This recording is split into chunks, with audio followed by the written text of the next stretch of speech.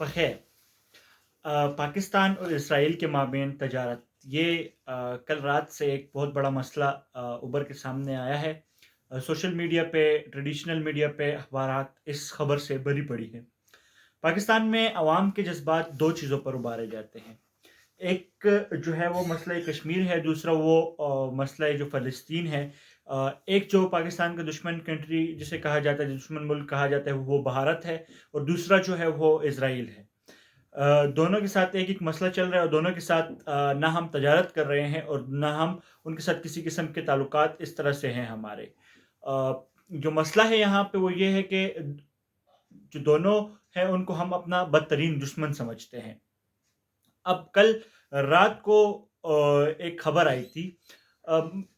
یہاں پہ سمجھنے والی بات یہ ہے کہ جہاں دنیا جو ہے وہ جیو پولیٹکس سے نکل کر جیو اکنامک کی طرف آ رہی ہے، جو دنیا جو ہے وہ اکانومی کی طرف آ رہی ہے۔ اب دنیا میں وہ ملک مضبوط ہیں جن کی اکانومیز مضبوط ہیں، جو کہ اکنامیکلی مضبوط ہے، جن کی معیشت مضبوط ہے۔ اگر انڈیا کی آج کل پوری دنیا میں سے ہے تو اس کی ایک ہی ریزن ہے کہ ان کی اکانومی اسٹرانگ ہے۔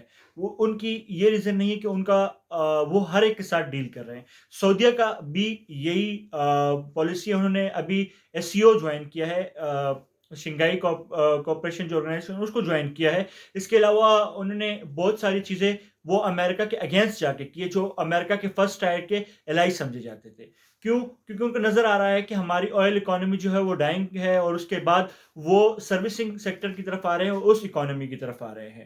اب بات کرتے ہیں کہ پاکستان میں مختلف سیاسی پارٹیاں یا جو حکومت میں ہو یا اپوزیشن میں ہو، جو حکومت والی پارٹی ہے ان کو ہمیشہ اس چیز پر تنقید کا سامنا کرنا پڑتا ہے کہ انہوں نے جو اسرائیل ہے اس کے ساتھ کئی ٹریڈ کر لی، ان کے ساتھ تعلقات بحال کرنے کی کوشش کر لی، انہوں نے بھارت کے ساتھ کوئی ٹریڈ کر لی، انہوں نے بھارت کے ساتھ تعلقات بحال کرنے کی کوشش کی۔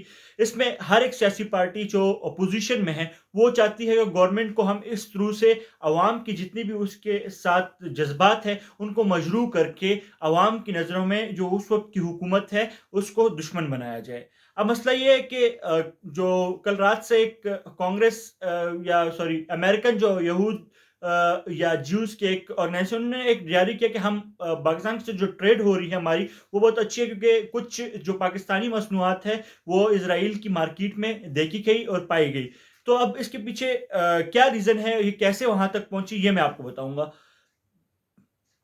اب آپ نے اگر نیوز کو فالو کیا، 2019 میں ایک بزنس مین جس کا نام فیصل خالد ہے، اور جو کہ سندھ میں ایک بہت بڑا بزنس آن کرتے ہیں، اور یہ پاکستان کے واحد یہودی ہیں جن کے کارڈ کے اوپر یہودی لکھا گیا ہے، اور دوسرا جن کو پاکستانی پاسپورٹ کے اوپر اس چیز کی اجازت ملی کہ وہ اپنے جو مذہبی مقامات ہیں وہاں جا سکے یا اسرائیل جا سکے۔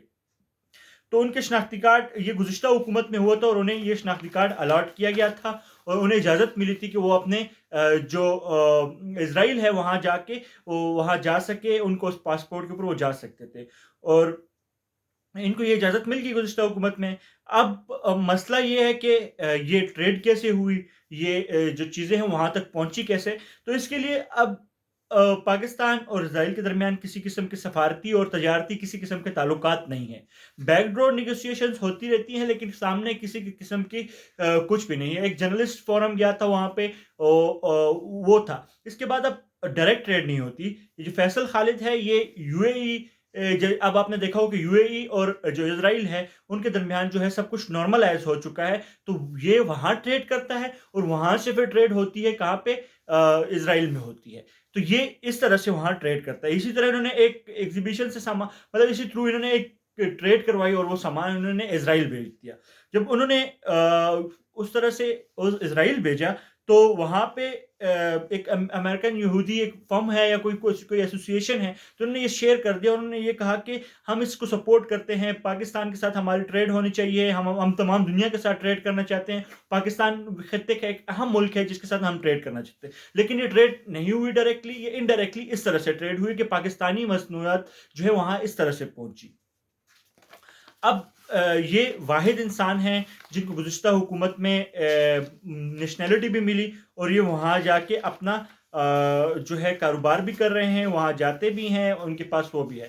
اب ڈائریکٹلی اس میں کوئی حکومت نہیں شامل، لیکن انڈائریکٹلی یہ اس طرح سے کر رہے ہیں، اور یہ گزشتہ حکومت اور اب جو اپوزیشن میں جو لوگ تھے انہوں نے آج اس چیز کو پروپیگیٹ کیا، انہوں نے اپنے سوشل میڈیا اکاؤنٹ سے یہ چیزیں چلائی، انہوں نے یہاں باقاعدہ طور پہ آج شوز میں اس کے اوپر سیگمنٹس ہوئے، شوز میں یہ باتیں ڈسکس ہوئی، لیکن میرے خیال میں دنیا جو ہے اب جیسے کہ جیو اکنامکس کی طرف جا رہی ہے، خطہ جو یہ ہمارے پاس جو مڈل ایسٹ ہے یہ سب سے زیادہ کنزرویٹو سمجھا جاتا تھا، اگر وہاں برف پگھلی ہے اور وہ لوگ وہاں ٹریڈ کر رہے ہیں تو پاکستان کو بھی جو بھارت جیسے ہے ان کے ساتھ اگر ٹریڈ کرے اور اپنے ٹرمز پہ کرے تو پاکستان کو بہت ساری بچت ہو سکتی ہے ٹریڈ پہ، کیونکہ پاکستان پہلے ہی لومنگ اکانومی ہے، تباہی کی طرف اکانومی ہے، ڈیفالٹ کی طرف جا رہی ہے، تو پاکستان کسی نہ کسی طرح سے اپنی اکانومی کو سیف سائڈ دینے کے لیے، یہاں سے سیف ایگزٹ حاصل کرنے کے لیے اب اس طرف جائے گا۔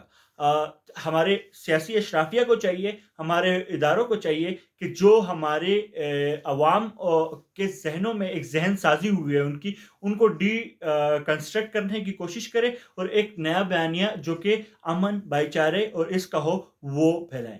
شکریہ۔